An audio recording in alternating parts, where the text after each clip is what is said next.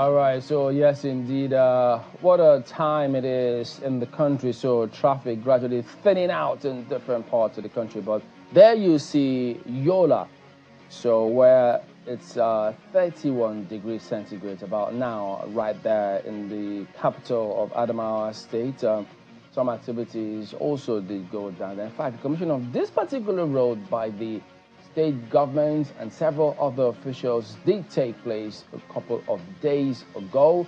But little did they know that they won't hit those roads as of yet so early, owing to the industrial action by labor. So yes, it's different scenarios in terms of the weather, but Yola is gradually changing, guys. Indeed, that is the Jimeta interchange in Yola. Looking so lovely, and it was just commissioned, yeah? Just lovely road infrastructure there, and that is what the people have been asking for, better roads. Yola really doesn't have a lot of bad roads if you've been to that state. But, you know, a very lovely creation there. That interchange will be able to ease traffic, make sure that movement is a little smoother in Yola, and that has been commissioned. Very different weather there than we have right now in the nation's capital, don't we? Well, yes, it's much as it's 26 degrees here in Abuja, and it also turns out that it's drizzles here and there. It's very cloudy here in the capital city, but it's not the same. Oh no, it's raining now. I'm sure that rain is heavier right now. It had already started getting a bit heavier not too long ago. But I'm sure the rains are here. So if you're driving, as you people are known to in the FCT, take it easy, okay? It's not a race. It's just work you're going to, all right? So take it easy. All right, so good morning, everybody. Welcome to Sunrise Daily today. I'm Chamberlain Uso. And I'm Kayla Mbagwa. It's good to be here. Well, yes, the dailies do reflect the goings-on in the country at the moment, following through from yesterday. As a matter of fact, let's get to it and bring you highlights. In fact, what are the dailies reporting today? I know your guess may be as good as anybody else's. Have a look all the same.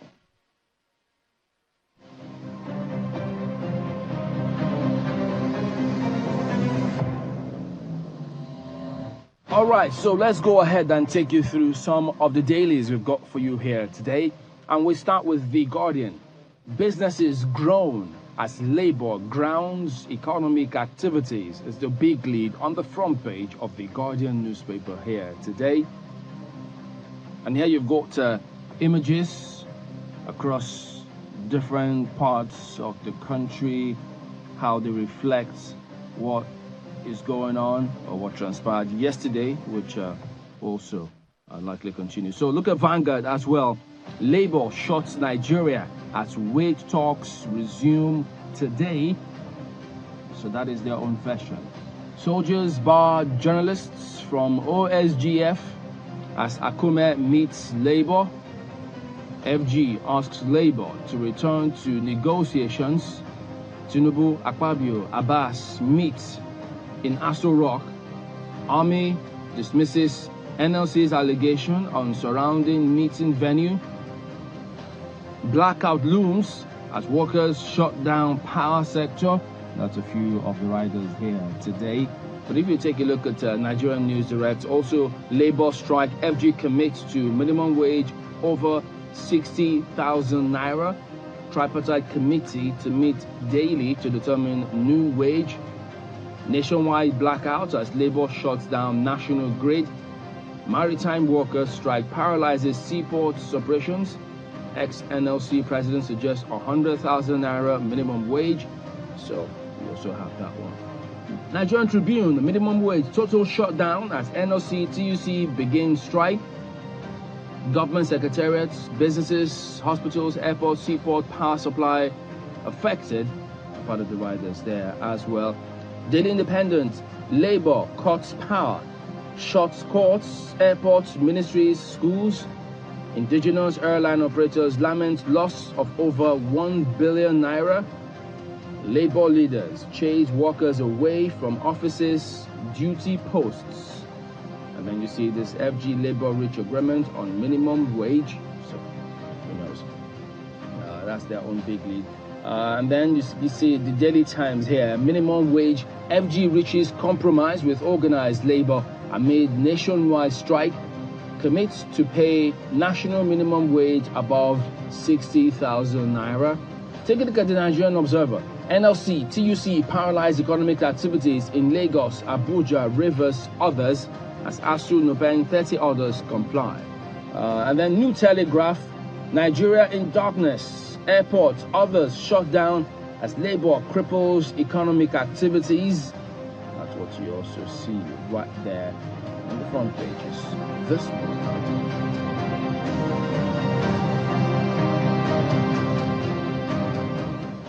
So there you go. Basically, it's about the strike declared by labor, how businesses are affected. The national grid has also been shut down, as you heard, and even right from yesterday. So the roads, as a matter of fact, are thinning out, and you can imagine in the capital city. So I know that there are several people who just don't want to even wait for the strike. Let me just rest for a bit.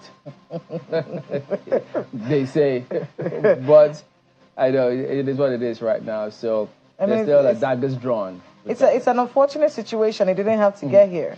It did not have to get here. There was ample time for these conversations, which have been happening. The reason why Labour is acting this way, I guess, is because they feel like they've been toyed with. They don't feel like they were taken seriously. And it did not have to get here to where we're grounding activities. I'm seeing, the Nigerian Medical Association has said, look, we sympathize with the situation, but we are not on strike. Not part of it. We're not part of the strike. Our doctors are going to be there. Because that was really scary yesterday when we heard the hospital in Kaduna, where they were turning patients back. That is dangerous. You know, we cannot have people dying because negotiations are ongoing. So we're seeing right now that at least the NMA has said, so even in Niger, we saw hospitals closing down as well. But the NMA has said that they will be treating patients. So that is going on. But it didn't have to get to this level. It's a very unfortunate situation. Grounding of all economic activities. There's no power. Everyone who has food, for the wives out there, for the mothers out there, I know you are feeling it right now, and I sympathize with you. Because you have to now start to think about what to do with all this food. You scrimp and save and try to get as much food in your house only for this to happen. Now we're having a situation where people are trying to cook up what they can or throw out food. It's very unfortunate. It did not have to get here. You know, as a matter of fact, speaking of today, part of what we've also seen happening is that persons with disabilities say they are going to embark on a peaceful protest today at the Unity Fountain in Abuja. They say they are protesting against the strike declared by Labour. So that's one of the highlights of what you will expect today in the city. Of course, that's something that is an interesting story that we have happening today, you know, this peaceful protest by people living with disabilities. It's a very strange balance. What do you make of this? On the one hand, it does feel like the citizens are being punished, you know, because the people with disabilities will be worse hit right now, of course. So if they have to deal with that situation, but at the same time, we sympathize with Labour because we know that the minimum wage just cannot be what it is. Yeah. So it's a very dicey line. What do you think? Well, it's going to be very interesting. These are part of the things we hope to get the mindsets of Labour from one of our guests who will join us much later today. But we also have something going on in business. Oh, yeah, we have some business going on. Investors are holding back as the industrial action weighs. And of course, this is expected. It's one of the fallouts of this sort of industrial action is that it will make investors shy. So we have that happening today as well. Investors hold back as industrial action weighs, you know. So the fear of what will happen to my money, the fear of should I put in money right now if things look a little shaky. These are some of the fallouts of industrial actions like this. And industrial actions are necessary, you know, because I think people need to understand that it is necessary for these unions to be able to ask for one thing or the other. It's very important. But at the same time, the government has to be sensitive to the sufferings that come out from the fallout of these negotiations. And then speaking of which, today in the National Assembly, the workers there try to gain access to the offices to see if they could conduct businesses. But this morning, as you take a look at some of these images coming through now, so they were locked out of the offices. They can't access it. As a matter of fact, you will also get to see that the clerk, so that's the barricade that is there. So the protesting workers blocked the entrance of the National Assembly. That's through the villa. They're denying workers access. The union says they will only allow legislators and security men to gain entry into the complex. So as we speak, yep, that's what you see right now. That is the current situation at the moment. At some point, the clerk was in one of those vehicles. He tried to gain access, but met a wall initially, but much later, he was allowed to go in. So it's never softening the stance now. He's a worker, so if what's good for him, is it going to be good for all the other workers in NAS? We're keeping our eyes there to see what happens. But they say they will allow legislators in. So those are some of the issues that we will check with. But don't go away, because yesterday as well, that meeting that held between the federal government and Labour, the tripartite committee, there were some documents also with some signatures on them. So we'll come back and have a look at all of those and talk through that, trying to understand the mindset of Labour, such that perhaps you could get a lot more insight into what's going on, why what is going on is happening, and perhaps what to expect. So you never know. Don't go away. We will be right back.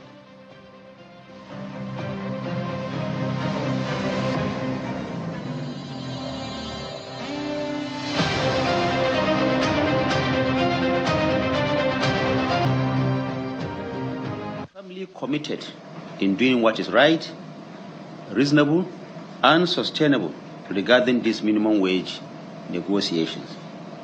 We therefore make this passionate appeal once again to the labor unions to reciprocate this gesture in the interest of this nation.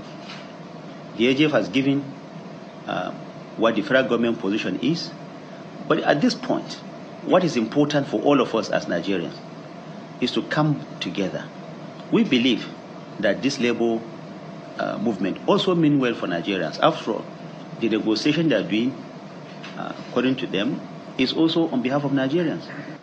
Peace and progress of this country, I plead with the labor union that they should reconsider and come back to negotiating table, because I believe that we have duties, both the labor union, unorganized private sector, and of course government side, to come to conclusion, because we can't allow our nation to get into crisis.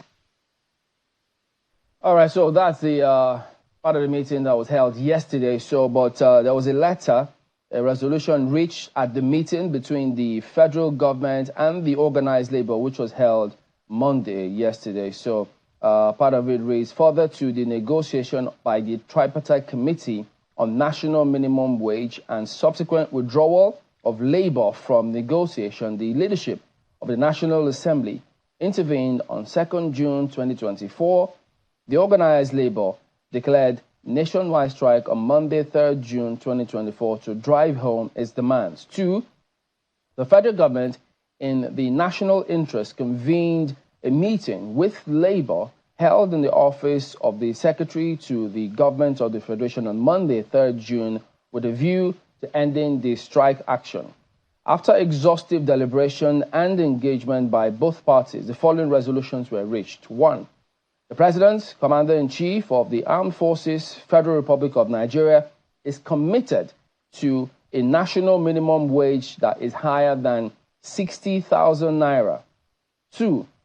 Arising from the above, the tripartite committee, it says, is to meet every day for the next 1 week with a view to arriving at an agreeable national minimum wage. 3. Labour, in deference to the high esteem of the President, Commander-in-Chief of the Armed Forces, the Federal Republic of Nigeria's commitment in 2 above, undertakes to convene, the letter says here, a meeting of its organs immediately to consider this commitment, and 4, no worker will be victimized as a result of the industrial action done in Abuja on 3rd of June 2024. So the signatories here for the federal government is Mohammed Idris, Minister of Information and national orientation. 2, Honorable Nkiruka Onyeji-Ocha, Minister of State for Labor and Employment. 4, Organized Labor, Joe Ajaero, President, Nigeria Labour Congress. Festus Osifo, President, Trade Union Congress. So, to talk us through this and help us understand what this actually means, we've got former President of Trade Union Congress, Peter Sele, and also former President of Pengerson. Good morning. Thank you for joining us on the program today. Good morning. Thank you for having me. Okay, so seeing this already, there are different interpretations with the way the headlines came through. Some say Labour FG reach agreement. Some then say Labour FG, what? Not sure if it's a deadlock or what to expect. But at the moment now, when, from your, being a Labour person yourself, having led the union several times, what does this mean? Yeah, what it meant is that, of course, there was no negotiation. They've not been talking. So once the strike starts, after Labour have given an ultimatum and nothing had happened, so what Labour decided to do was to go on strike. So in the process of the strike, they had a meeting. So now what has been agreed is that both parties have agreed to go back to the table and continue conversation or continue negotiation. That's one. The second aspect of it is that both President of NSC and TUC didn't have the mandate to call off a strike. So once they don't have the mandate to call off a strike, whatever report or whatever the federal government may have discussed with them, both formally and informally, they will not have to present it to the organs. And the organ that is saddled with this responsibility is one, the Central Working Committee, which also is now is subsumed in the National Executive Council. So if the entire body of the National Executive Council is not available, then the Central Working Committee will make that decision. So whatever decision that was discussed formally and informally between the federal government and the leaders of organized labor will now have to go to the National Executive Council, and a decision will be reached whether to continue the strike or whether to call off the strike. So, for instance, when you have these kinds of meetings, both persons, when media is not in there, they come to some sort of decision, which in some cases, for instance, when this letter has now been written, do we take for granted that for Labour to have gotten to this stage, they're going to go back and just fulfill formality of going through their processes and then say, okay, you know what, we'll call or suspend the strike, especially when in that clause where it says deferring to the president, as it were? Yeah, first thing is, of course, Labour will have to show respect for the office of the president. But whether they are going to call it off or they are going to continue has to depend upon the commitment that they've had. So if the commitment is strong enough, it will be a decision of the National Executive Council to take. Actually, this strike is what I would call, this is a nuclear option strike. When I use the word a nuclear option, is that this is the last resort. And it comes as a result of frustration, not being taken seriously. And then the leadership has also been taking a lot of bashing, both from the street and from its members. And therefore, normally when you want to go on a strike, the National Executive Council would confer the powers on the president and the general secretary, that whatever you see and you can make whatever judgment that you deem fit, you have our permission to do that. But in this case, both president and general secretary don't have the powers. So what the NEC decided is that president and general secretary come back and report to us. And when decisions such as these are made by the National Executive Council, you are going to have almost 100% compliance. You can imagine that the notice of strike came out over the weekend. And on Monday, it was so effective. It was carried out by over 50 affiliate unions to both NSC and TUC. So when you have that rapid response coming from the unions about a strike, you will know that everybody is angry and there's frustration and there is lack of, they believe that government is not taking them serious, and therefore they need to do something that will not only be that will not just damage it, that will be beneficial to the image of the union. Because over the years, I think the union have been taking bashing from even Nigerians who just believe that whenever they call for a strike, and then before the strike, they will even call it off. So this was just what I would call whatever will happen, let it happen. We just have to go do it once and for all. So the NEC will make that decision whether to go on or not to go on. But it has to be whatever commitment that they have gotten from the federal government. So since there's a clause there that says in deference to the president, is it wrong or what off to expect that they could also have a rapid response to the resolution or whatever decision they were going to take? Yes, they will. Because once you have a National Executive Council members at a sitting, whatever is taken, a memo is issued and a press conference is done, and then whatever decision that is taken, whether to continue, whether to end the strike, is instantaneous. So how long does that normally take? Such meetings don't take too long because it's a one-item agenda and it's more of an emergency meeting. Depending on the commitment they get from the president. If the commitment is such that is taken seriously, then you are going to have the Central Working Committee, which is headed by the president. The National Executive Council is also headed by the president. So they will be the one to make the case on the floor of the NEC. So if the president and general secretary are okay with it and they make the presentation on the floor of the NEC, then it's easier for it to sail. If the president is not okay with the commitment they've gotten from the federal government, then you know you are in for a long haul.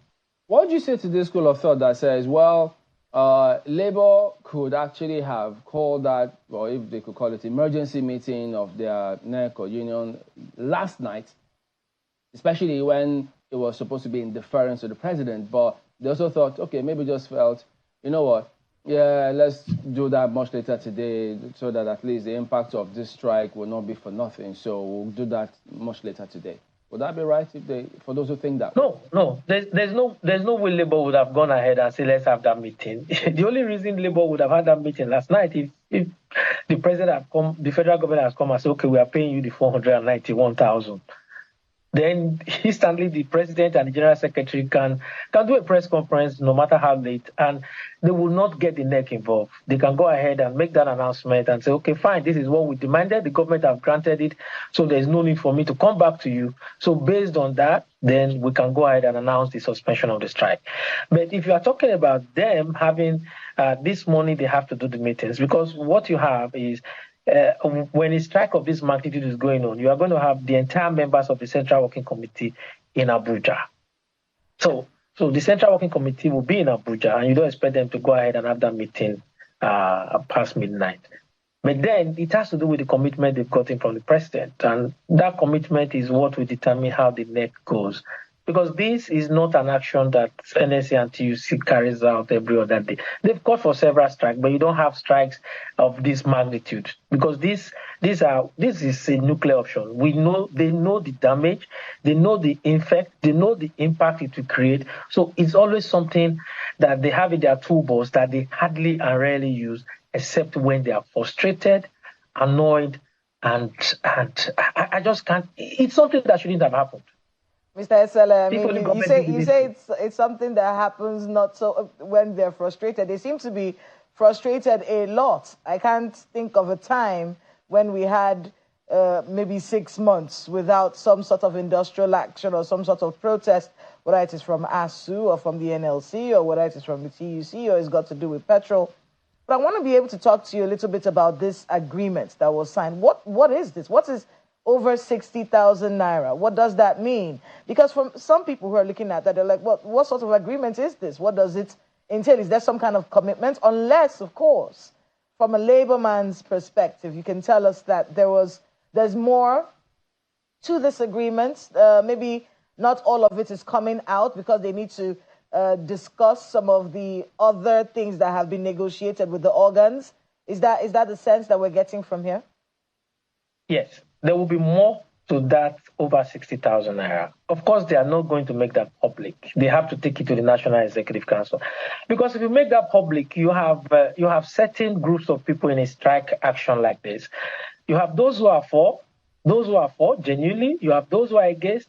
And then you also have those we call the fifth columnists who want to take advantage of a strike of this magnitude. You also have those who don't like the government. You also have those who don't like the labor leaders. So what you need to do in the situations like this is to keep everything under wrap and be able to manage it. Because when you come in front of the media, certain things are lost. What you have playing out is that you now have ego setting in. And once you have ego setting in, negotiation actually becomes very difficult. So when the president make a commitment to say over 60,000 naira, which means there is more to it. But you and I also know that Labour is not going to stand or sit on the fact that they want to be paid 491,000. So Labour is going to have to move its positions, and the federal government also need to move its positions. Because so that both parties need to identify what we call a mutual interest. Labour doesn't want anarchy. Labour doesn't want chaos. What Labour wants to do is to pressure the government to do what is good for Nigerians. I mean, I wanted to be able to get you on that because some of the feelers that we got yesterday was that Labour was not going to back down on anything less than a six-figure salary as minimum wage in Nigeria, considering the economic situation of the country.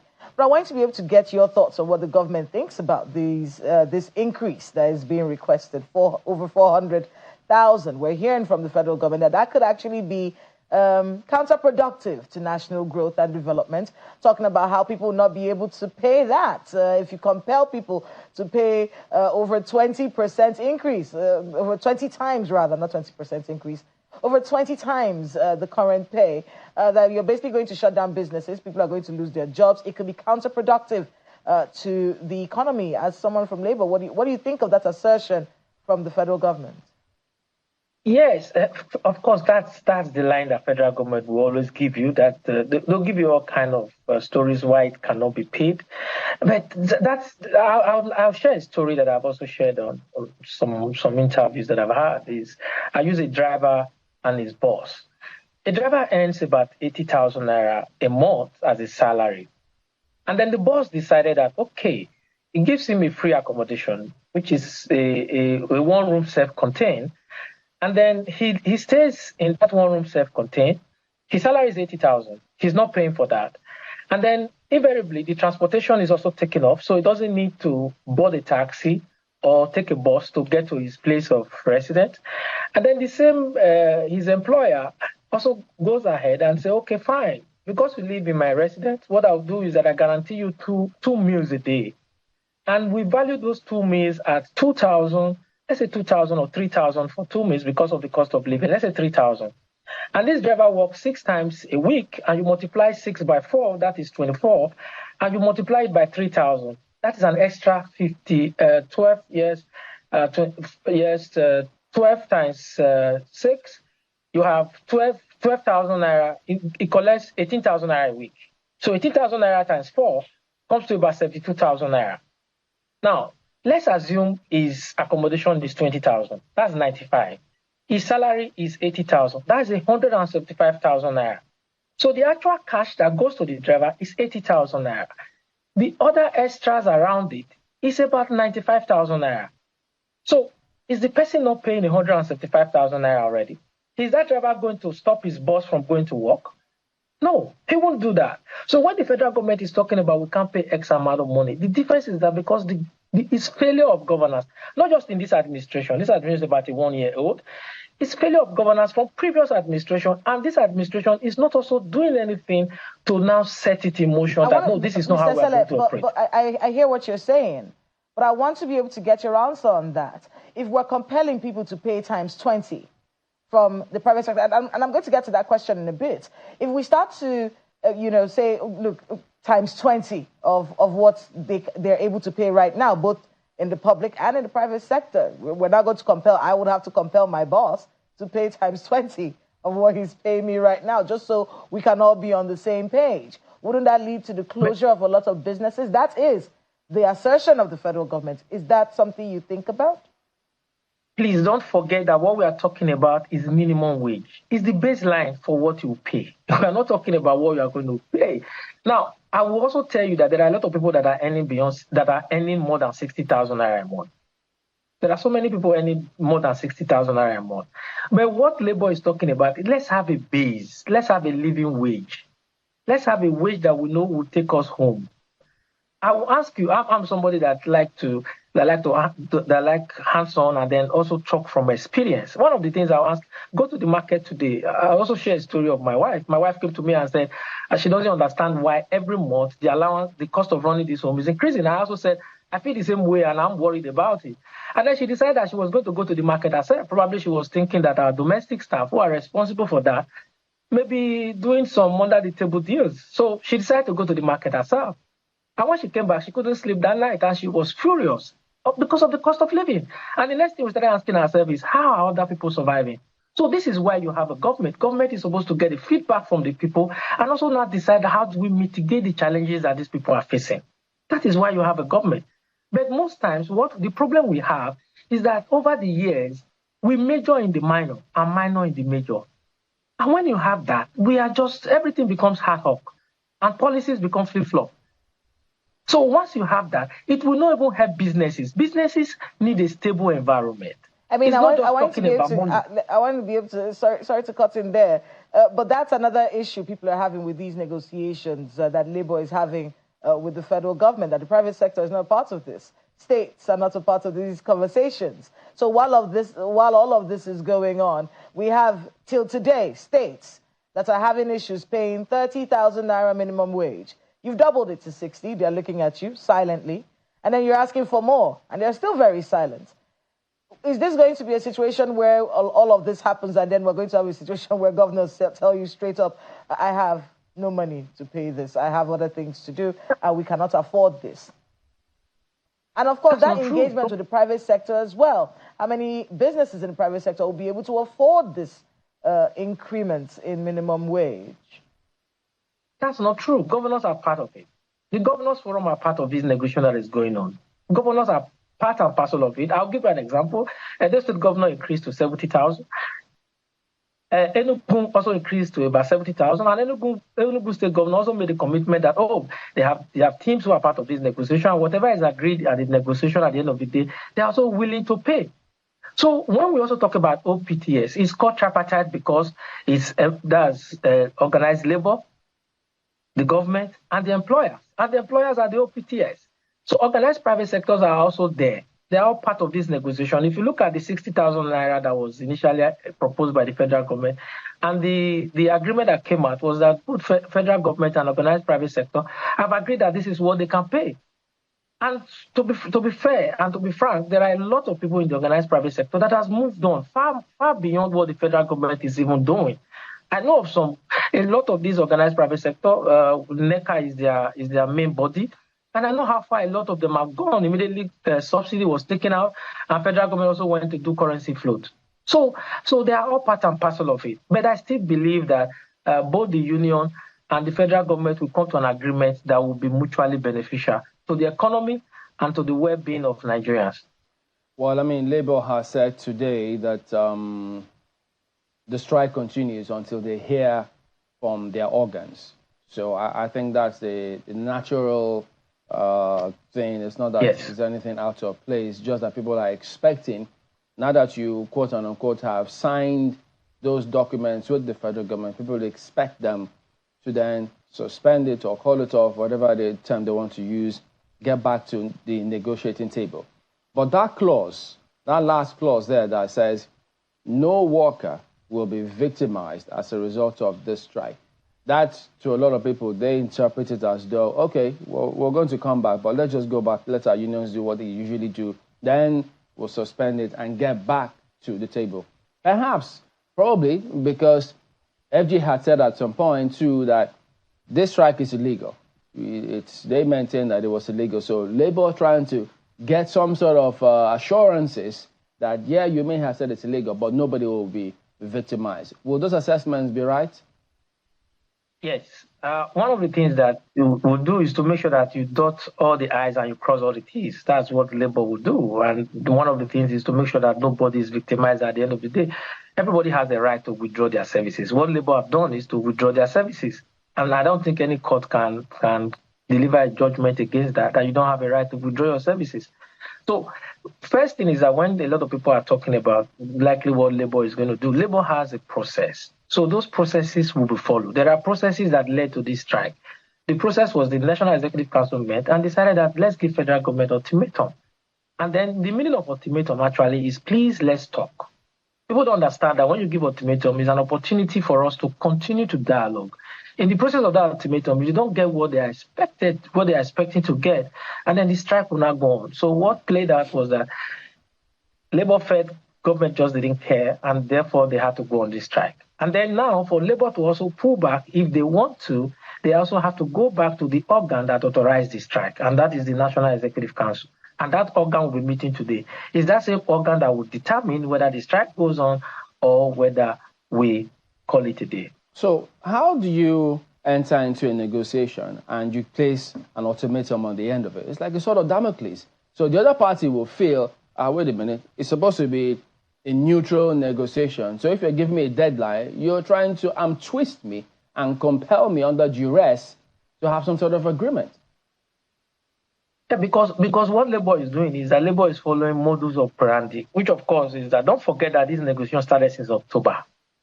So you've had a negotiation going on since October, and then there was no ultimatum. Nobody was threatening. Nobody was trying to tie anybody. But the negotiation, the way it was going, they were not taking. Labour's position is that government was not taking them seriously.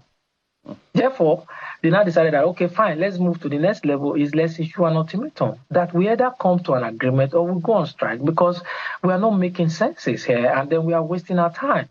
Yeah, therefore, that was why Labour gave that ultimatum. But you can also look at how Labour also bent backwards. They are on strike, but they also decided that we need to talk. Because one of the templates for negotiation is that no matter what, you must never break the table. But the thing about that too is that, I mean, everybody saw that statement from State House, 1st of October last year, of 35,000 naira wage award. So it's not that government themselves didn't do anything to move the needle. And Labour themselves, from that notice that was signed by the Minister of Information, Madam Mohammed Idris, Labour persons were also aware and there when these agreements were done. So is it that, yes, they allow them to give the wage award all you want, it doesn't matter, we're still asking for what we're asking for? Yes, the 35,000 wage award was for a period of time. It was not cast in stone. That's one. Then number two, you also remember that 35,000 wage award was also, there was schism between TUC and NSC. I can tell you authoritatively that part of that schism was one part feeling that, okay, government has moved the needle, so let's find a way to go back to the table. And then you notice that strike was not as effective, was not as decisive, because within the Labour rank and file is also Labour don't think that they are led by people who don't know how things work. No, what they decided to do was that they also have disagreement among themselves. We do, even when I was president, there's always a huge debate. And it's very rare for you to have this almost 100% agreement coming to the fore. It's very rare.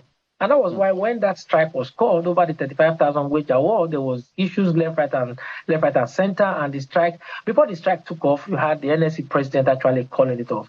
And there was need for people to talk to both labor centers on the need for them to work together. And then for you to now have this is that they are both in sync and they are both not happy with how they have been handled by the government. Well, at the moment, when you were president, there was that time when the president also intervened in this matter. So what scenario played out? Was it that the committee that was handling that negotiation, did they not have the authority of the president? Why did the president have to intervene? If you could just perhaps juxtapose it with the current scenario where you have a tripartite committee and then it came across as though they were not getting across to Labour until it had to be in deference to the president, meaning some intervention from number one. That's the biggest challenge that you face as president of NSC and president of TUC, is that most times you find out that government comes with what we call their second or third 11. I'm using soccer terms, football terms now, is that you are talking to people and you find out that they just don't have the mandate. But if the NSC president and the TUC president is seated, they have the mandate. When I was there, I have the mandate. So you find out that at the end of the day, a minister can be overruled by the office of the secretary to the government of the federation. Sometimes it's even better for you to have the chief of staff to the president in a meeting than for you to have a minister for labor in a meeting. So one thing is that Labour understands all of this and knows that, do you have the mandate, do you have the authority for us to have a discussion and bring this to a closure? I'll give an example. When we had the minimum wage negotiation, we now agreed for 18,000 naira, 18,000 naira minimum wage. And why? How did we come to that? The informal sector, the OPTS, everybody was part of it. Even later, governors who were part of it also later denied it. But what was our strength was that the chairman of that meeting was former Chief Justice of the Federation, Chief Justice Begore. And we know that Chief Justice Begore is a member of the National Council of State. So that in itself comes with its own gravitas. And we know where this decision will be made, which is the National Council of State. The Chief Justice Begore will be there.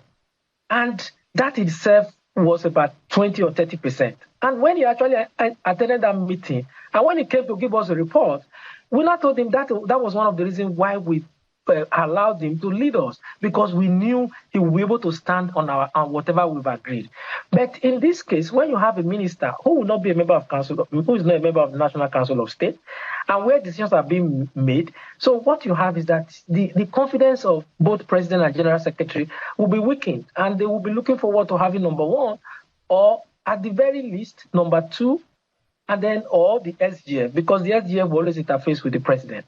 But below that, you find out that most ministers don't really have the gravitas to make things happen. I'm sorry to say. What about the Minister of Labour? From my experience, the Minister of Labour is... no, the Minister of Labour can't. Oh, in situations like this, because the Minister of Labour cannot really have a mandate. It's like dealing with if you are dealing with, let's take, for example, a company. You are dealing with a company, you have industrial relations officer, and then you have an HRO director. And then you have GM HRO. So what you have is that if you have an HRO director, he has a direct access to the MD, CEO of the company. So all the others will report to the HRO director. So everybody will look forward to having the HRO director, or at the very least, the GM HRO, because those have direct access to the MD, CEO. So in this case, workers will be more comfortable. It's either you have the SGF or you have the vice president. Then if you have the president, all well and good. But if you cannot have those, but the ministers and the way it is structured in our plan, it's very difficult for the Minister of Labour to actually be the one to close the negotiation.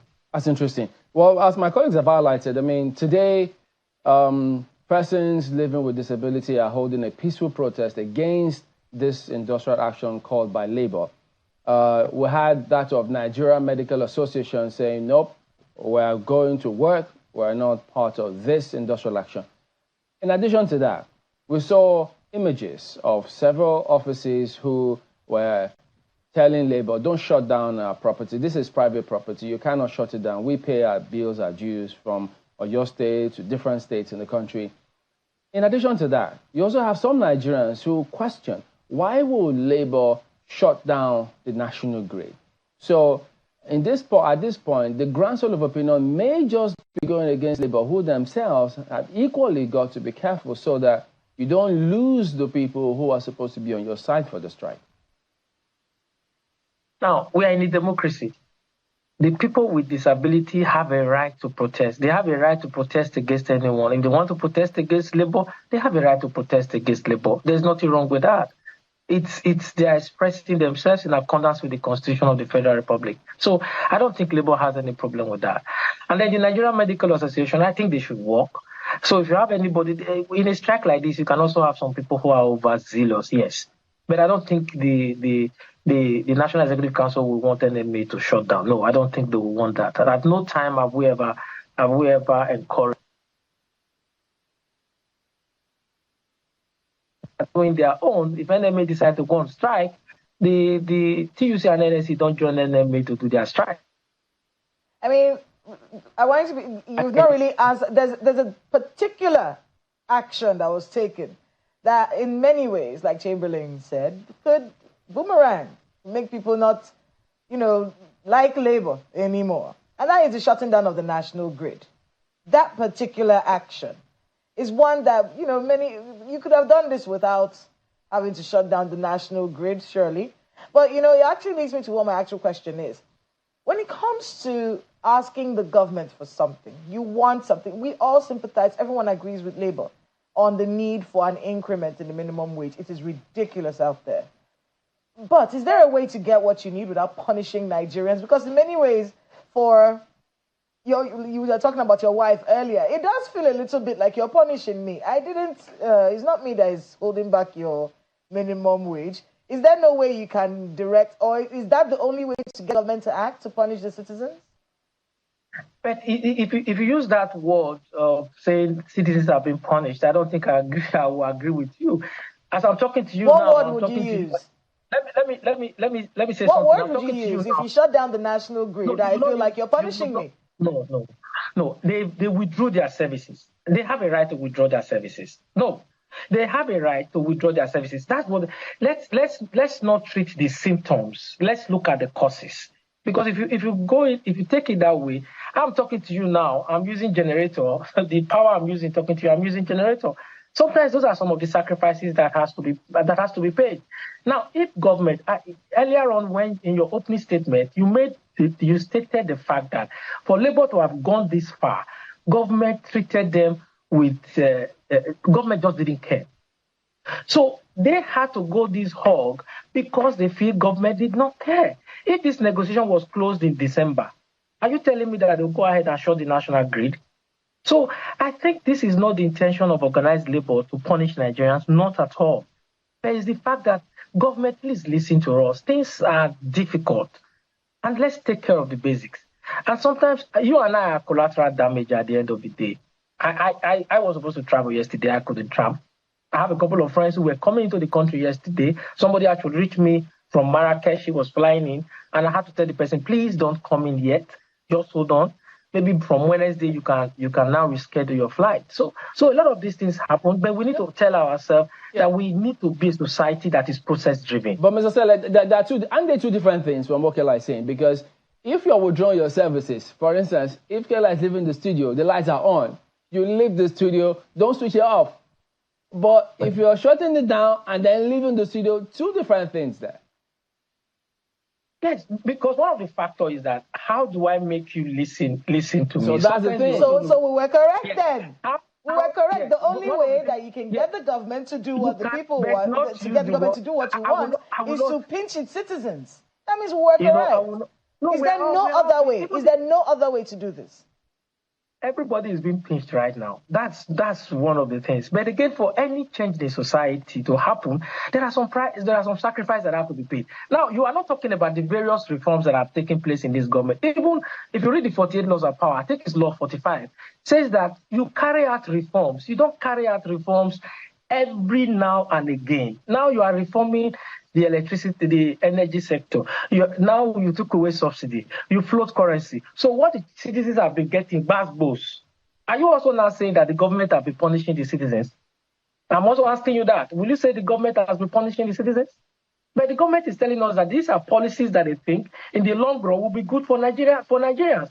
And so the trade union, the NSC and TUC will also tell you that this action they are taking are something that will be beneficial for Nigerians in future. If you can use the word punishment, if you can use the word punishment for subsidy removal, if you can use the word punishment for over 100% increase in electricity tariff, if you can use the word punishment for the floating of naira to dollar from less than the 500 naira to by 1,400, if you cannot use the word punishment, then why are you using the word punishment for what Labour is doing? So here's the thing, Mr. Sele. I just want us to be fair so that we use the right word. So, but there are several perspectives to this, because many also talk about saying, listen, in the first instance, how many of us are working in government to benefit from this that Labour is asking? After all, over the years, most, if not all, of these agreements that Labour has agreed over time, how many states are paying in the first place? How many organizations can afford it?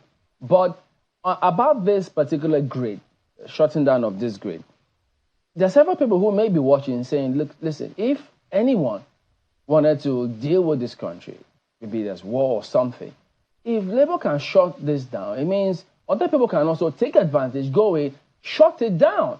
That's an implication. Aren't we looking at that angle as well? Isn't this economic sabotage? Now, you just said something. You just said something about how many people are enjoying the minimum wage. I'll give you an example. As a former president of TUC, I don't think any member of TUC earns this minimum wage. No. They all earn far above that. And I can tell you now that majority of people in the informal sector are benefiting from the national minimum wage of 18,000 and also to a national minimum wage of 30,000. If you go to a lot of these gas stations where you ask them how much are they earning, you find out that this minimum wage you are talking about in the long run benefits everyone. And let's also know that when you want to grow your economy, it is the disposable income that grows the economy. It is the buying and selling that makes the economy thrive. So when you also go ahead and you now put more money in the pocket of the Nigerian worker, what you have done is that you stimulated the economy. That's also what Nigerian workers are also asking about. And the issue you are talking about, whether this can be an economic sabotage or no economic sabotage, I think Labour also factor all of that in. And that may also likely be what is going to come out of this National Executive Council meeting today. This electricity is going to be that will be top of it, because I know how these things operate, and I also have an idea of the area they are also going to talk about. They are not, Labour, for one, is not interested in causing chaos and anarchy.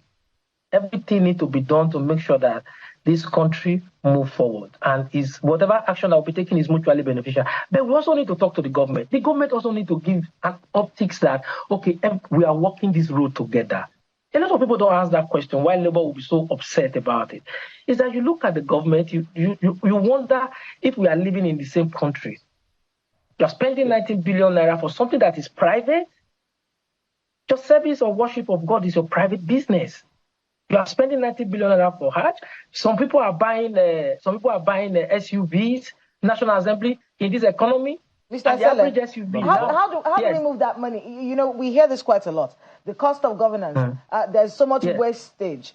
How do we focus? Can Labour in any way focus on getting them to stop these wastages and move the money towards the increment in minimum wage? Is there a way that you can hone in on that? Because we hear it all the time. The money that they spend on this is so much. We can channel it, but it's all suggestions. Is there a way you can compel them to do that so that we can get this over with? It's been going on for so long, over and over again, the same record.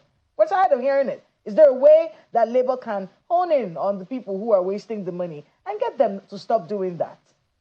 But again, it's not only for Labour to do it. We're not saying only Labour. No, we're not saying only Labour. How can Labour help? Excuse me. No, the media is number one. It's the responsibility of the media as the fourth estate of the realm to investigate the spending. It's the media's responsibility to look at the budget. You see, one of the things that we all do is that we divide this country in bits. So everybody wants to get his own share. A political office holder wants to get his own share. Then Labour is talking about his own minimum wage. Then the media is also thinking of how do we get adverts if we go ahead and attack government. No, Mr. Sele. No, wait, let me finish. Please let me finish. Let me respond to that. Please let me finish. We do our bits. Hold on a second. No. Hold on a second. Yes. We asked you about your part of the responsibility, and you're basically blaming others. It's a trick. No. What's your part? In what way can you do what you need to do to help? Because the media does its bit. So what can you do on your part? Not what are other people doing. What can you do? You see, one of the things that we were taught in school is that once somebody becomes defensive, that means you hit a raw nerve, and that means you are telling the person the truth. But what can you do? Answer the question. Answer the question. Yes. Okay. Okay, let me tell you what Labour is doing right now. Yes. What Labour is doing right now is that Labour made 22. They have a charter of demand, which was about 22 items they made to the federal government. These were all part of it. Now, Labour is also talking about the fact that if you don't go ahead to do all of this, they are going to go ahead and go on strike. This strike you are looking at now, this is an opportunity for Labour to have that one-on-one with the president and also bring this to the president's attention. Now, that is what Labour is doing. We are all talking about Labour now. Were we talking about this in October? No. Were we talking about this in November? No. Majorly, what Labour does is behind the scene.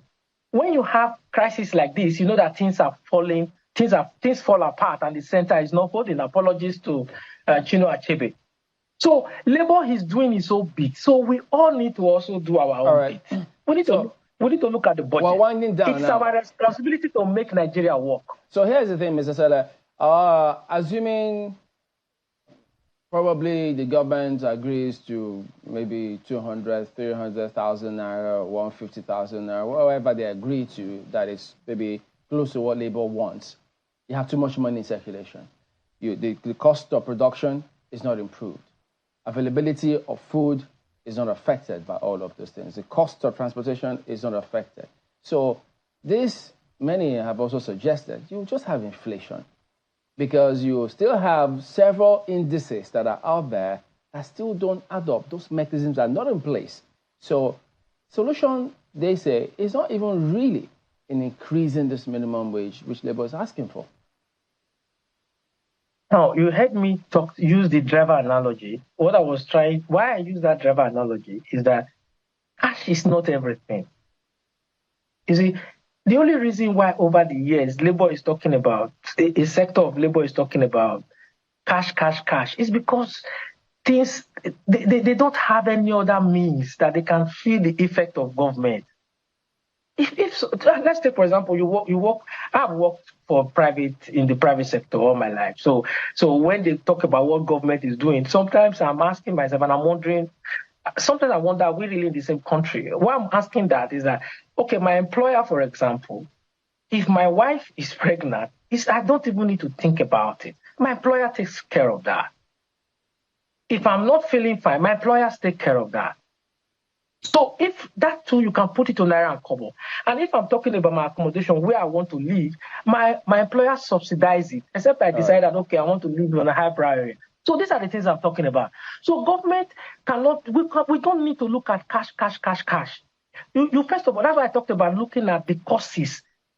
Our attention should not be on the symptom. The 491 is actually the symptom, it's not the cause. It's for government to look at, okay, how do we do this heavy lifting for the workers? If you do all of that, nobody is going to come and ask you to pay 200,000. No. If you give me 300,000 at the end and I can't do anything with 300,000, of what benefit it is? I would prefer you give me my 100,000 and my children can go to school and my healthcare is taken care of. But we also do know, we need to wrap up now. We also do know that labor has been protesting for decades, but ever since then, the government hasn't built one refinery, which I know Labour had made that part of the agreement in time past. So several scenarios that have not been fulfilled. But unfortunately, we've talked for a bit though. So we do appreciate you talking to us this morning, Peter Esele, former president of TUC and Pengerton. Thank you for having me. Okay, let's go on now. Business Morning on Sunrise Daily comes up right now.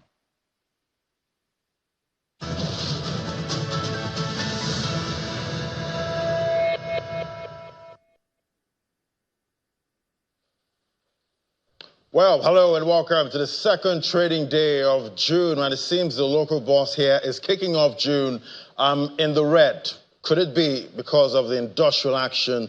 That was the close right there, 0.18% down, and we see also the market cap also taking a hit, but we'll find out the relationship right there. But let's get to the top stories that set your agenda, starting with oil prices have eased today, extending losses from the previous session when prices fell to their lowest in 4 months. Investors are worried about supply ticking up later in the year. And there you have it, Brent losing that $80 level, quite a big drop there, 0.3% for Brent. WTI crude, $74. So we're seeing this prices moving close, at this time, Brent and the U.S. grade WTI. So we've seen a big drop there, 0.2%, $74. So now, looking at the psychological level for $70, that's for WTI at this time. And the fuel queues, sadly, the fuel queues are back again on my way to work this morning. It was right there. All the traffic, and congestion coming from the queues this morning, compounding the stress of Nigerians at this time. Definitely, everyone's taking a hit. No light all through yesterday. That's talking from personal experience at this point. But we're seeing the fuel queues back again. You can let us know what it looks like in your area. You can just share with us on X, Channel CV. There, then we'll get to share your own experience. All right, let's bring it back here to the FX market. In the currency market, we see appreciation, that's a bright spot right there. With industrial action, we're seeing appreciation for the Naira. 1,489 Naira, that's for NFEM. That was a close yesterday. 1,476 Naira to the dollar. That's what we had for NAFEX. So we're seeing appreciation, right there. Naira strength with the industrial action at this time. Quite interesting. Well, to some company news now, we see listed energy giant Geregu Power PLC signed a partnership with German multinational technology conglomerate Siemens Energy to expand the capacity of the indigenous power company. In a statement sent to the Nigerian Exchange Limited, Geregu says the MOU, which was signed in Berlin, aims to ensure sustainable, resilient, and efficient power generation while safeguarding the longevity of assets. And this is all aimed at supporting the growth and sustainability of the Nigerian electricity supply industry. The chairman of the board of directors of Geregu Power PLC, Mr. Femi Otedola, led the Nigerian company's team, while the managing director for the Middle East and Africa, Mr. Dietmar Siadasfa, led the Siemens Energy team. And finding a balance between government's position and capacity to pay and workers' consideration of economic realities may bring much desired solution to the ongoing impasse between both parties. And the chief executive officer of Financial Derivatives Company believes that 90,000 Naira may be fair value after considering the perspective of the government and labor. Take a listen. When we did our math and my projections the other day, I said, if sum of 90,000 Naira could be fair value, as long as the federal government in its programs, in the what they call the stimulus package and fiscal incentives, is able to incentivize the private sector and small businesses to be able to meet this minimum wage. Without that, those businesses are going to have to retrench people. So after considering all of that, I thought that 90,000 Naira could be a landing point because the consequence of a disruption in the business of the country, both at the public and private sector levels, could be quite it could be a very expensive exercise. So I think right now, if going from 60,000 Naira to 90,000 Naira would be good. But if you take 90,000 Naira, it is 200% of what the 30,000 was 5 years ago, right? So 200% divided by 5 gives you 40% a year. Has the inflation rate been 40% a year? No. So I think it's fair that we can now begin to negotiate from 90, but I'm not sure that state governments, local governments, and others can afford that. But somehow, because their revenues have increased sharply, because of the reduction in subsidy, because of the increase in tax mobilization, because of all other factors, it should be possible that the federal government will help subsidize the states and local government, and also help with these intervention programs to actually soothe the nerves and the pain of the small businesses and the ordinary man. That way, we bring some kind of equilibrium into the collective bargaining process. And the debate continues at this point. What should be the ideal minimum wage for the average Nigerian worker? But let's chew on some data now from StatiSense. How much could the minimum wage in 2015, how much PMS, liters could you buy at that time? And there you have it. 2015, you could buy 207 liters of PMS in 2015. Fast forward to right here, 2024, you can just get 43 liters of PMS with the current minimum wage. That's excluding the wage award.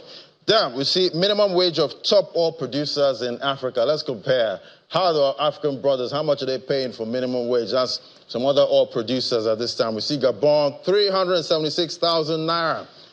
That's what they pay minimum wage there. They're also an oil producer like us, Electoral Guinea, 323,000 Naira. Libya, 313,000 Naira. We have Algeria there, 226,400 Naira minimum wage. Oil producing countries in Africa right there. We have Nigeria at 30,000. So let that data sink in at this time. Joining me now is Mr. Sam Chidoka, Managing Director, Kairos Capital. Great to have you on the show. Good morning. Good morning and good to be here. Hi, Ladi, how are you? Fantastic. Always great having you. So it's day one of the industrial strike. That's done. Flights grounded, national grid shut down. Day two, we're here now. How are you seeing this unprecedented? Did you expect this minimum wage negotiation would be smooth somehow? Well, I would say these negotiations are never smooth. It takes a lot of bantering to get to what one would perceive as an equilibrium pricing in terms of labor and government conversations. But for me, looking at it, I think that both sides have to be considerate in agreeing on what the new minimum wage would be. On the government side, I think there is something about signaling. There is something about when those in government officials seem to be living large, as it were. I mean, recently a video was circulating on WhatsApp when the president was in Lagos, and you could count 30 SUVs in his convoy. Those things send the wrong picture. When ministers go around with long convoys, senators, the presidents, governors, and people in offices seem to be spending money that the average man cannot spend, it gives the impression that we have this money and it's just that it's being spent wrongly. That's on the side of government. So I think the optics, because we know, those of us who look at the economy and look at government expenditure, government income, know that we don't have enough money to pay 494,000 minimum wage. And again, on the side of labor, it is to flip it and remember, when you say 494,000, it's the minimum wage, it is the lowest wage, and then you now begin to cascade upwards from that. So maybe by the time you get to a director's level, only God knows how much they are opting for people to be paid at that point in time, right? So there has to be a balancing, because the more you increase the minimum wage, what would generally happen is that there would be a drag along of inflation as well. And what's going to happen is that over time, the inflationary pressure would take away what you have earned. I dare say that if government pays $500,000 naira as minimum wage in this country, in 3 months, the value of that $500,000 naira will be wiped out by inflation. Because what's going to happen is that there will be pass on. I'm an employer of labor, and I can use myself as an example. If I have to pay $500,000 naira as minimum wage, I will pass on that cost to my clients. If that's my clients that I offer financial advisory and capital raising services to is in fast-moving consumer goods, it will pass on that cost to the end users as well. And then it's just a circle that keeps on going. So whether it is $500,000, whether it is 90,000 like suggested by Bismarck, or 60,000 as government is offering, I think the more important question is the value of that money in country. All these comparisons with other countries and with dollars, we don't spend dollars in Nigeria, we spend naira in Nigeria. What is the value of 60,000 in Nigeria? What is the value of 90,000 in Nigeria? What is the value of 200,000 in Nigeria? I think that should be more of the conversation. So again, I'd say government, the optics is not right. Labor, I think that 494,000 is a bit on the high side. You cannot grow minimum wage by over 1,000%. It's just will spiral inflation. Right. And I'd like to get your own perspective. What do you think is that sweet spot? What is that right amount you think will make sense, as minimum wage, at this time? I'm talking about optics, from the government. What do you think the government should be doing right now to send the right, signal, at this time to show that they actually feel what the average Nigerian is going through? So the first question about what I feel is the right amount, I think that it should be a graduated amount. I don't think that we should have a fixed amount for minimum wage and that carries on for many years. I think that should be minimum wage should be increased by a minimum of 150% right now. And there should be a plan to constantly look at the minimum wage and seek to reflect it and make it not just a minimum wage, but a living wage.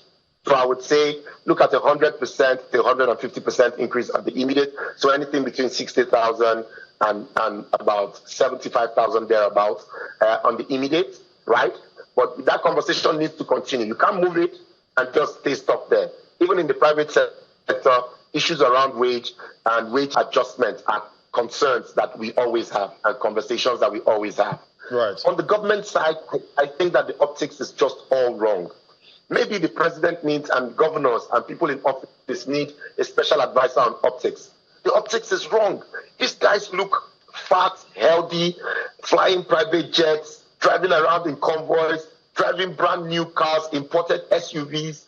It just looks like they are balling. And the rest of us, the common man on the streets, just is suffering the pang of all the economic things that are happening around us. They need to step it down. The optics is all wrong, from the president to the vice, to the governors, to the ministers, to the senators, to the House of Assembly members, to everyone appointed into government. I like to see them drive made in Nigerian cars. I like to see them stop the convoys. I like to see them stop flying the private jets. I like to see them readjust in line with economic realities. We can't have inflation at 33%, food inflation at 40%, and people are balling in this nation. Right. I guess the federal government should just stop balling, at this time with the macroeconomic realities right now. But looking at interest rates, NPR 26.25%, inflation 33.69%. Now to compound matters, we have an indefinite strike on our hands. How much can the Nigerian economy take at this time? I think that we all, government, labor, everyone needs to come together and realize that the Nigerian economy is almost on life support at the moment, and that this economy, if we push it, the economy might as well just give up, and we are going down a place of ballooning inflation and just not being able to run the economy efficiently and effectively.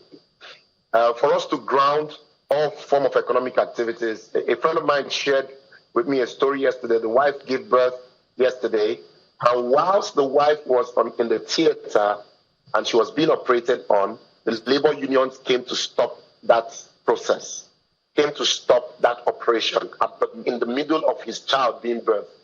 I think that's inhuman, and I think that that's taking labor issues a bit too far. So the economy is, yesterday, we didn't have power for 20 hours. Flights didn't fly. Hospitals, government hospitals on a shutdown. Fuel queues are back. All of this, GDP was 2.9% growth in Q1.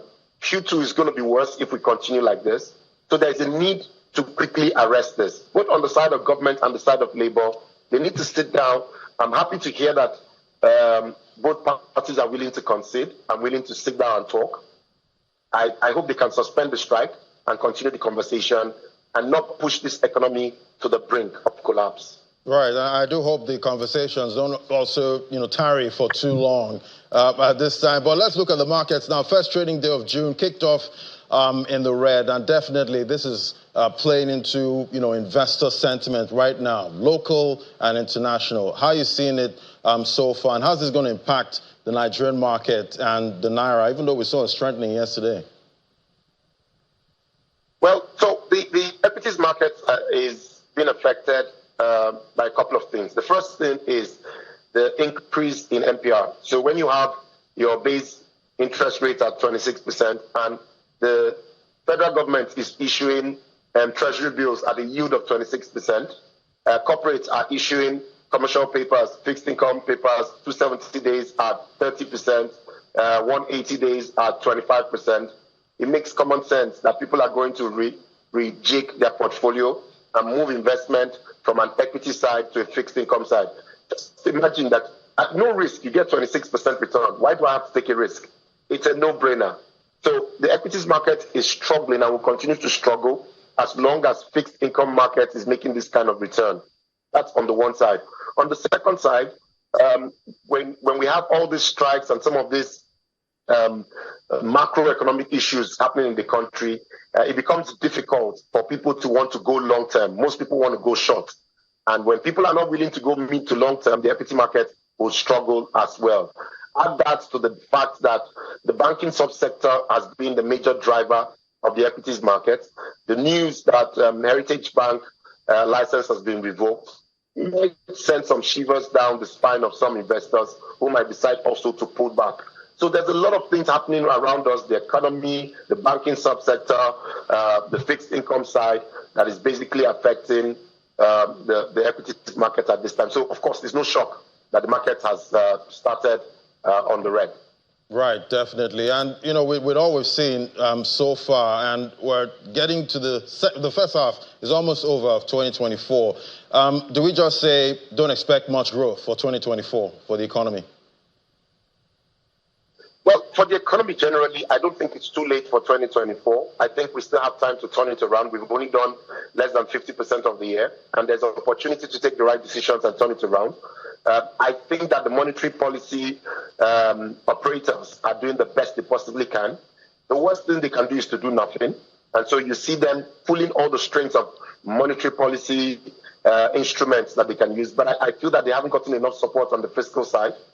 If we can get that sort of support from the fiscal side and also on the monetary policy side, perhaps we can arrest the negative sentiment and negative indices we've seen in the economy. Maybe inflation can begin to come down. Maybe the base interest rate, MPR, can also begin to come down. And we can see reactivation of productivity and lending to the real sector that allows capital formation and allows growth in the economy. And maybe for Q3 and Q4, I think that Q2 is not going to be any better than Q1 in terms of how we performed so far. However, there's opportunity to get it right in Q3 and Q4. And I don't envy those who have to take those decisions. Right. I guess all hope is not lost at this time. It can still be done if we follow the right policies going forward. Thank you so much. It's always great having you, Mr. Sam Chidoka, Managing Director of Kairos Capital. Thank you so much. Thanks for having me. All the best. All right, we'll take a break now. When we come back, we'll drill down into the commodities market. That's the moment. Just stay with us.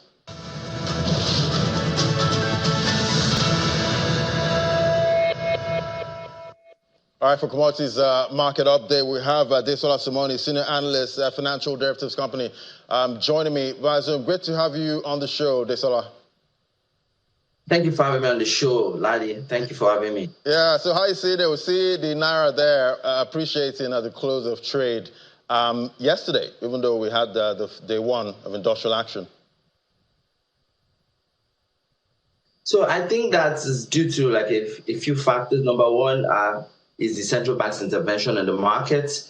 In the month of May, we saw the largest intervention year to date. The central bank sold around 575 million into the market in the month of May, which is more than what we saw in the previous 2 months, which was April and March combined. So that kind of improved liquidity in the market. We also saw the new rules where the central bank now allows international oil companies to sell some of their dollars to the FX markets. Previously, they were only allowed to sell those dollars to the central bank. So these two factors, I think, are helping improve liquidity in the market and helping to strengthen the Naira.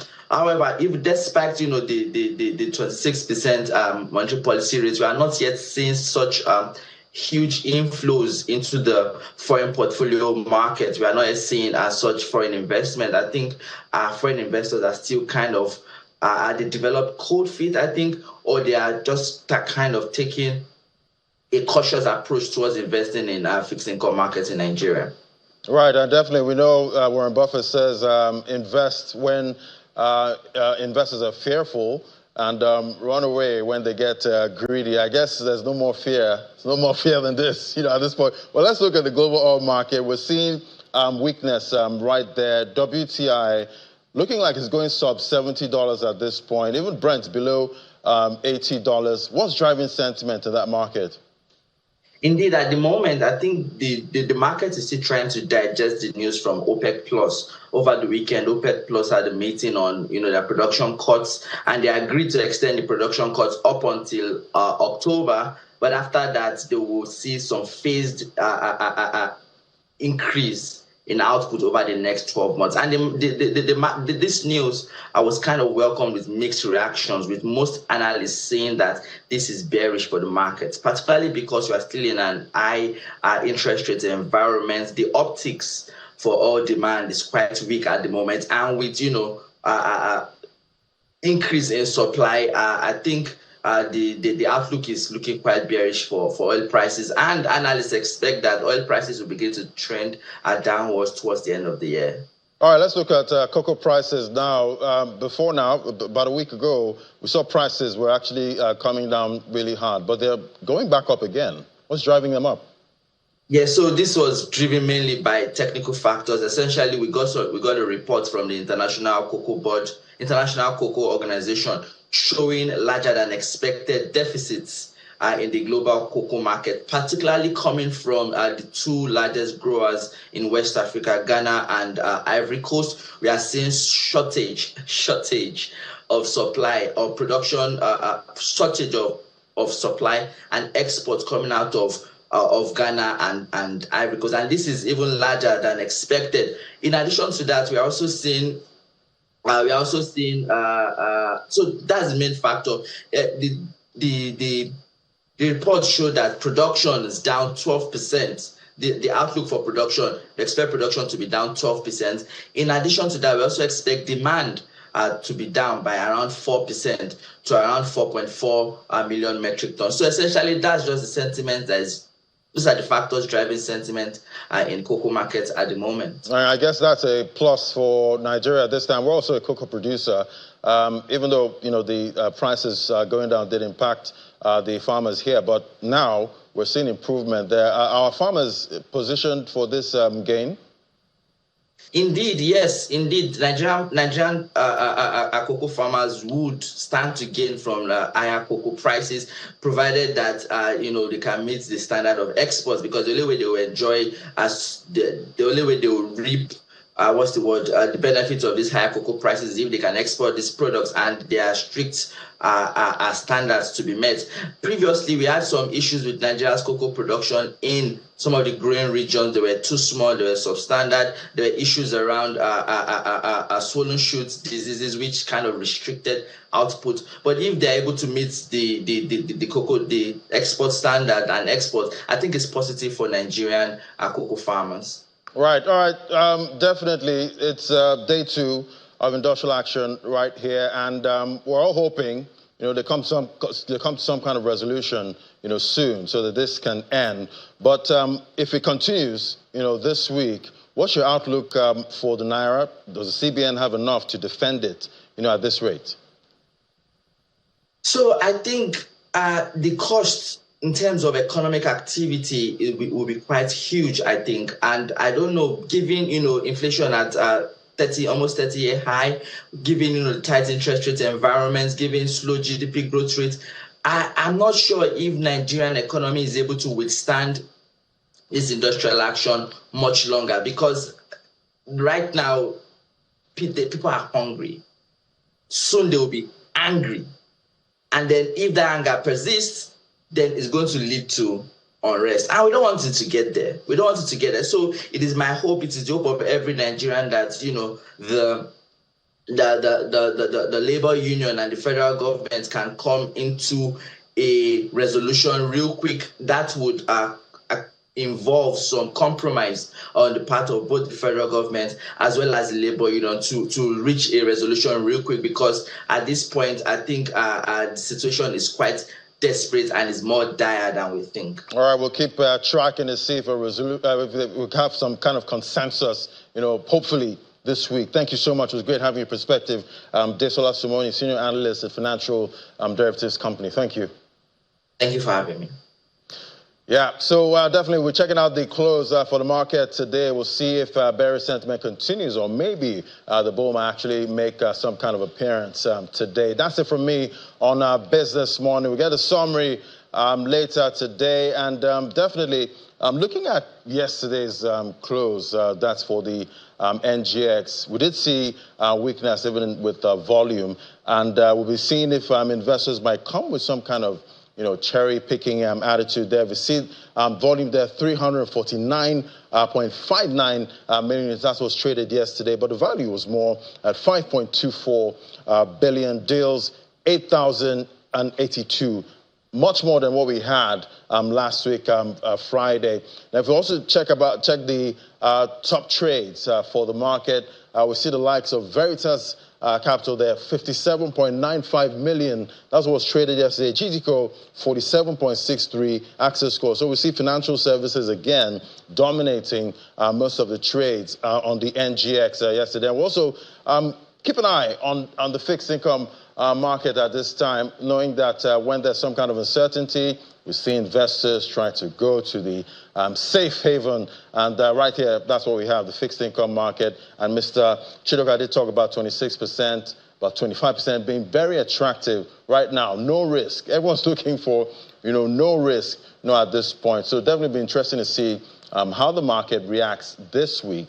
I will definitely get a summary that's on Saturday on Capital Market. Most of the issues still unfolding at this time. What's going to happen with Labour and the federal government? What amount are they going to agree on at this time? Which one is closer to reality? We'll definitely find out. That's it from me on Business Mornings. Back to the Sunrise Daily team.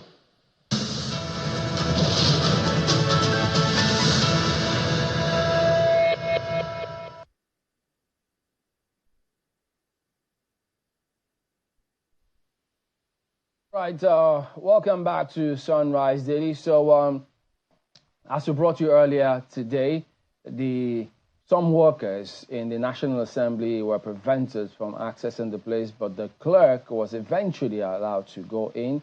Labour getting their voices heard, but they have also put out the message that, look, yes, the strike is still on until they hear from all the other organs. The meeting they had with the Tripartite Committee yesterday, or government reps notwithstanding. So many are waiting to see what happens moving forward. There's also the legality of all of this. Who knows if it will count for something. But we're going to go to our Kano studios now, and then we've got Ahmed Sulaiman. He is the head of departments and also Deputy Dean of the Faculty of Law, Yusuf Maitama Sule University. He joins us from our studios in Kano. Good morning, and thank you for joining us on the program today.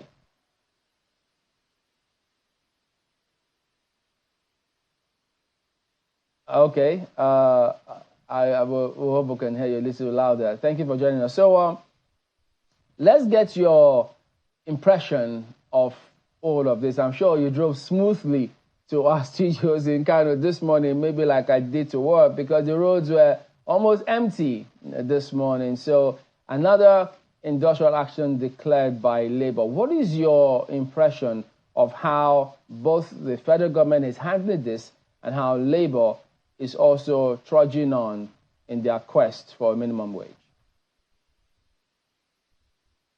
I want you to look at it from a larger perspective. This strike is a symptom of a larger ailment in the society. It's a symptom of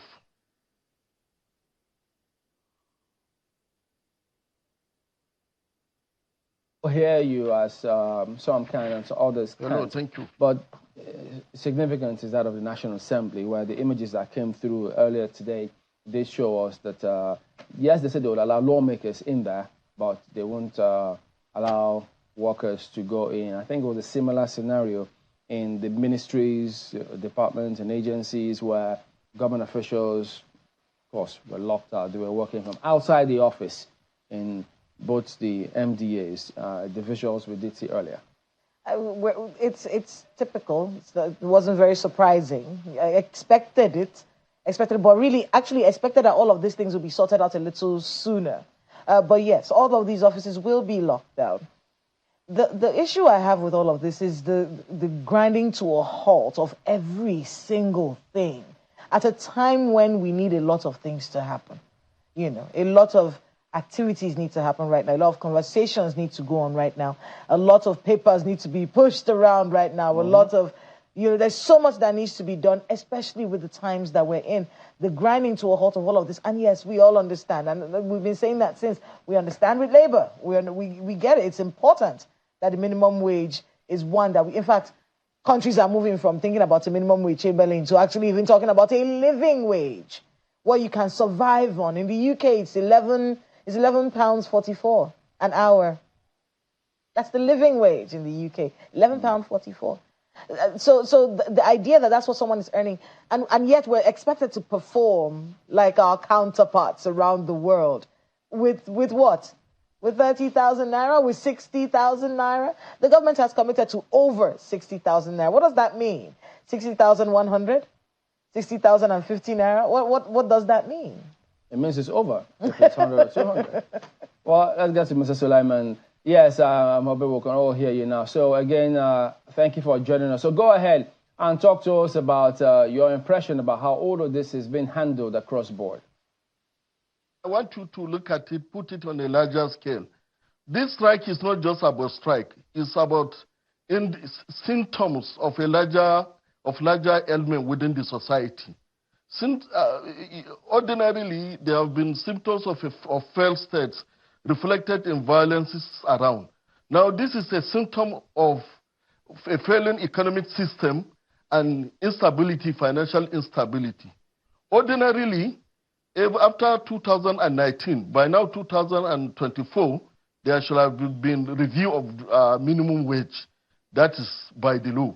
But the situation on ground now is such that the positions, financial and economic systems in the country is so failing that money is now losing its value rapidly. So it is these overcrowded pressures that have now pushed labor. And labor remains the only avenue for Nigerians to show their frustration. So I think I find the government, I don't know why the government is so hesitant. Government should be alerted by these indications. These are indices of dissatisfaction. Government should, first of all, sit down and ask itself, why is it that Nigerian elites are not feeling the brunt of Nigerian economic failure? Why is it that Nigerian parliament, if you scale it with other parliaments across Africa, and let's say South Africa, Ghana, and other parts of Africa and the world, you find Nigerians being overpampered, Nigerian parliamentarians being overpampered. Why is it that Nigerian president, Nigerian ministers, why are they so luxurious in enjoying democratic dividends? But when it comes to the common man on the street, all he has to say is to bear the brunt of their failure. So I think this is an alert, this is an indices of a failing system. And I think government advisors and security advisors should alert the government that the essence of democracy, which is we often teach our students in class, as government of the people, by the people, for the people, in Nigerian context, is government of the elites, by the elites, for the elites. And if they don't rush, if they don't hasten to change this system into its ideal, the system will combust. It will burst itself out, because nothing is inevitable. Change is inevitable. Nothing can stay like that forever. The combustion within our system. Let me add this. Yes. Yeah. Why is it that we keep voting these people who you say can't give us this minimum wage? I mean, last government, you are an academic, for instance, ASU. We know what they've been asking for years, and it never comes to fruition. You know, in Chamberlain, the problem is that the Nigerian elites have so much overhauled and taken advantage of the system that you cannot change it within the ordinary settings. One, you don't expect the educated academics, you don't expect the educated elites to join them. First of all, you have to drop your work. You have to join politicians, which is very difficult. Secondly, the Nigerian system is a system where opportunists find it easy to come up. Those who have capacity to help the system are now brought down by opportunism. So in that system, there's nothing you can do. All you find around is frustration. You can see how ASU was frustrated to the ground. You can see what happened to ASU last 2 years. as we was moved to a point where it felt even the strike that was an effective weapon before is no longer a strong weapon to these elites that have been so insensitive to happenings within the politics. So what we are afraid of is that I hope some advisors within the government, I hope some people would advise them that social systems are not there automatically. Anything can happen. And it's not like a computer where you can clearly see the indices. These signals of combustion, by the time they unexpectedly exploded, is going to take over everybody. The implosion is going to be beyond control. So we've been saying it that Nigerian system is not working. Nigerian financial system is failing. Nigerian economic system is failing. Nigerian state is becoming a failed state. Mere violence have overgrown the criminal system into armed conflict, and which is even threatening state powers. Look at IPOP. Look at Shiite crisis. Look at Boko Haram. These are crises that if you have a very strong state, we'll be able to curtail them. Look at how kidnappers are now. Let me just jump in and also ask you, because trying to look at the big picture here, in terms of everyone contributing and doing their bit, no matter how small, before they claim frustration. For instance, when Professor Jagai introduced university academics, professors at that, for returning officers, many thought, oh, at last, we're going to have a radical departure from the previous norm, and then have everything spick and span.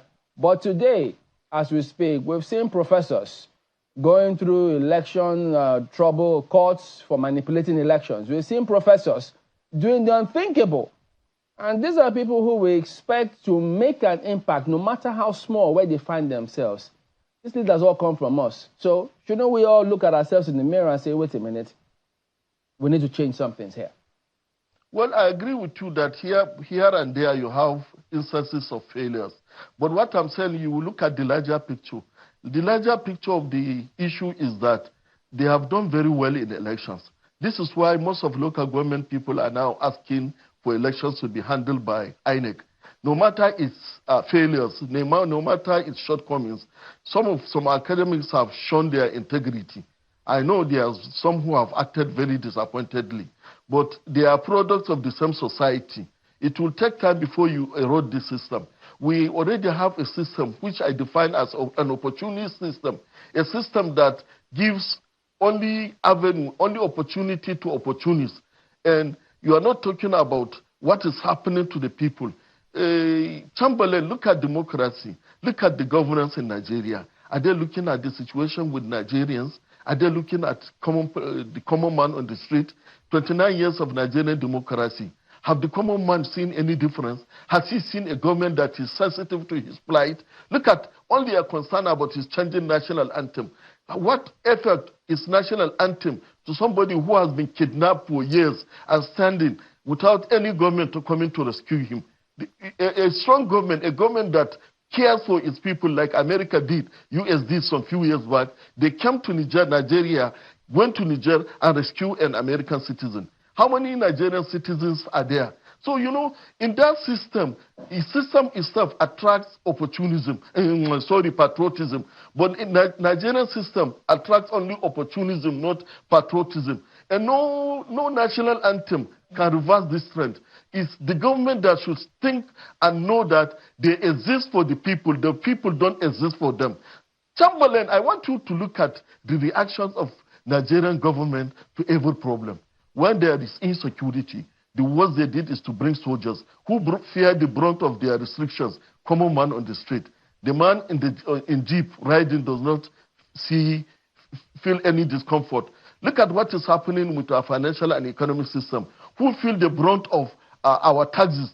Nigeria is overtaxed. Who feel the brunt? The common man on the street. Look at what is happening to fuel.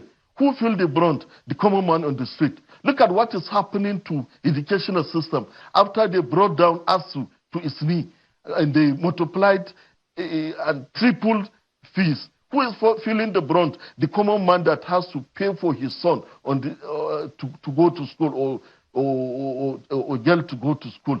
So if you look at the system, we have a system, unlike what the Constitution, the ideal. When I look at the Constitution, I teach my students, and I see what is happening in Nigeria. It is a complete reversal of the dream of the Constitution. The Constitution was looking for a system where every Nigerian will benefit from the government, where the focus of the governance will be how to bring out people. Chamberlain, I want to look at Nigeria. Compare Nigeria with all other countries. Indonesia started as worse as Nigeria, but it's the GDP now, how it is. How many times have they brought up realistic problems that are geared towards bringing up the common man? In a situation like Nigeria, where you want to solve problems, government should spend more on the youth to empower the youth, because these youths are going to be the future of the country. They are going to uplift the economy. What did they do? They go and build, underpass. They go and use billions to build underpass across the cities. They spend billions to buy GP or luxurious cars for House of Assembly or State House of Assembly or Federal Assembly. I want you to just do a little Google search and look at what is happening. Governance in Nigeria is too expensive at the cost of a common man. And Nigeria is facing a lot of passing through a stage. If they don't attend to these youths now, the problem in the future is going to be worse. So I think looking at NLC strike is an indices of a larger ailment. Let them look at it. Granted, I agree. Economists will tell you that when you bring out so much money, it's going to lead to inflation. In about 5 years, we are going to coming back to the same cycle.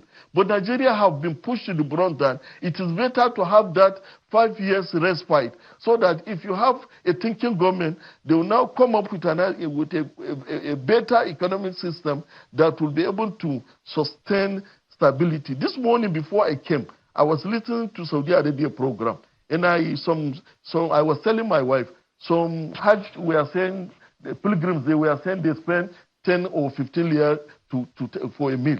I said about 15 years ago, I still spend 10 or 15 riyal to have a meal in Saudi. But now, an average Nigerian salary earner, what will maintain you before in 10 years will not maintain you now in 3 years. Things have so skyrocketed. I mean, Mr. Suleiman. Thank you. Mr. Suleiman, I mean, it's a very precarious situation and a very sad picture, and one that we've been looking at for many years as Nigerians and wondering about the future. You mentioned quite a lot of things that are very important, which is the fact that we are basically creating the perfect situation for anarchy. Yes. I remember someone telling us, in 10 years, with the way we're going, where are you going to park your car? You look like government because you have a car. You look like you're doing well. You will be part of what the people would look at as the problem. And yet the actions that are supposed to stop that are not being taken right now. Very worrisome situation. And it brings me to this issue of industrial actions. We've had so many. You mentioned just now, it's an indication that things are going wrong. It's an indication that things are becoming worse. Yes. What impact would you say? Because I know you're a member of ASU. We've seen ASU, you said it has been ground to the ground. It's been pushed to the ground, disrespected, not given the status ivory towers especially are supposed to have in our country, turning lecturers into beggars. This is very true. We have watched this happen with utmost dismay. The strike actions that have happened over and over and over and over again, has it in any way moved the development table forward at all, in your view? It has not, but it has awakened us to our reality. It has not solved our problem, but it has awakened us to reality. For instance, a lot of people that laughed at ASU before, I have a lot of friends who laughed at us when we were kept hungry for 8 months without salary, when we went through fasting. I have friends who laughed at us. The same friends came back to me. AJ, the school fees have tripled in my son's university. I say, you've not seen anything. This is just the beginning. So Nigerians are now learning the lessons of some realities. There are some things before, if you have told them, they will not believe. But now they are sensing it. Now, do you know that there are a lot of people who wish the worst should happen in this strike. Go across our media, go through Facebook. There are some people are not even thinking of strike. Some people are tired of this governance. Some people are tired of this democracy. Some people don't see sense in this democracy. When a country is pushed to such a world, if you have any idea of how a first state starts, you start weeping for Nigeria. Somalia started this way. Rwanda started this way. You remember what happened in Tunisia? When a frustrated youth burned himself, and that was the beginning of the crisis. Egypt started this way. Syria started this way. Nigeria, God has been on our side. We passed through Biafra years. We've passed through June 12 crisis years. We've passed through all crises years. But we believe that, we are afraid. We are afraid of the last edge. I hope we are not pushing ourselves to too much to an essence where we cannot come back. I think I wanted to be able to talk with you a little bit about a few things that you mentioned. You talked about youth empowerment. You talked about cutting the cost of governance, blocking these leakages that, do multiple things. Number one, it makes the Nigerian not have faith in government.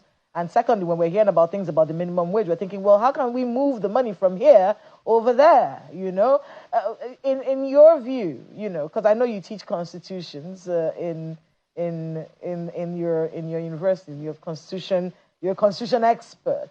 Yes. With the laws we have in this country as they are, and with the arrangements that have been made for governance, is this the way to go? Should we be looking at some kind of amendment that can reduce these wastages? Is that something that can be done? Yes, I think I've always emphasized. About 2 months ago at NTA, I was a visitor of NTA Tuesday Live, and I insisted Nigerian constitution should be revisited in such a way that we give strength to institutions, and less strength, we don't concentrate power on individuals. It is in Nigerian case that I realize the fact that absolute power corrupts absolutely.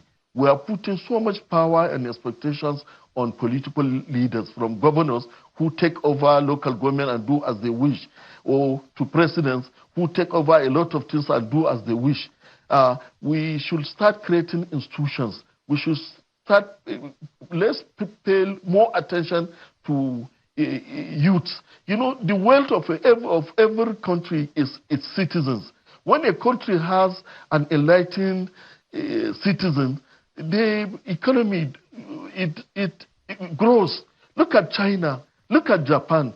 Look at a lot of countries that are making progress. And you find that they invest so much in their youth. They invest so much in education and skills acquisition. But look at Nigeria. When I was coming from Naiba now to this station in Kano, I saw a lot of youth by the side. And it just kept on ringing in my mind that maybe when I should come to the studio, I should draw the attention of government. Please, human beings and human resources are more important than their ego. Even if they can just save the money they spend on their ego and just push it to human development. Provide skills, provide education. Don't pay so much to aesthetics like underpass, or a lot of unnecessary infrastructures. Pay more on these youth. Pay more on Nigerians. Nigerians are very smart. Nigerians are very enlightened. If you can develop them, give them 20 or 10 years, they will come and do all the underpass in this world. Let us start concentrating on developing Nigerians. Let us revive our institutions. I've been to a lot of conferences across Africa and beyond, and I see how people respect us as Nigerians. People see Nigerians as gifted mentally, intellectually. But here we are decaying. This is a country that is suffering from NEPA, and from Maiduguri up to Kano, you have desert and sunlight. Nigerians are not thinking of harvesting on this solar. Nigerian leaders are not thinking of investing on solar manufacture. We still expect China to produce and bring it over. And we are not spending, the money we are spending, putting in NEPA, and some people are stealing. If you put it on solar, it will solve our problem. So there are a lot of... Could you tell us, so as we wrap up now, could you tell us, What would you say the solution can be? The solution is that Nigerian elites, and that is the only solution. The solution is that Nigerian elites should wake up from their slumber. This comfort zone that they think they can just fly and the kidnappers will not touch them. I thought they said power belongs to the people, not the elite. But in Nigeria, democracy is a government of the elite, by the elite, for the elite. The elite has a way of influencing. Is it because the people allowed that to happen? Because the people... Isn't it because the people allowed that to happen? Because of this weapon of impoverishment and illiteracy. That's what they do. And the only avenue to solve have been broken. They have spoiled primary school education, they have spoiled secondary school education, and university education that was surviving, they broke the back of ASU. And that is the last. And now they are coming up with private universities that are providing just skills, not so much education. I'm sorry to say, but that is the reality. So, you know, with that kind of tailored educational system, which is dominated by elitist interests, you don't have a populace growing. And that is the fear, and that is why I'm saying it is the only elites that will wake up to this reality. But if they fail to do, I'm telling you, you cannot keep human beings for so long under such a suffering without combustion. And unfortunately, by the time it combusts, it's not going to affect only the elites, but everybody is going to be involved. And that is why they should take the issue of this NLC very serious, and they should look beyond NLC. Nigerians are suffering. If their advisors are not telling them, please, we are telling them the truth. Nigerians are suffering. And that is why Nigerians, this NLC strike should not be taken for what it is on the surface. There are some opportunities. All right, Mr. Ahmad Sulaiman, HOD and Deputy Dean of Faculty of Law, Yusuf Maitama Sule University, also a lecturer in Ahmadu Bello University, Zaria. Thank you for your time today on the program. Thank you very much. All right, so there you go. That wraps it up here today on the program. We do thank you all for watching. We'll see you again tomorrow. I'm Chamberlain Asaf. Goodbye. Have a great day ahead. I'm Kayla Magwa.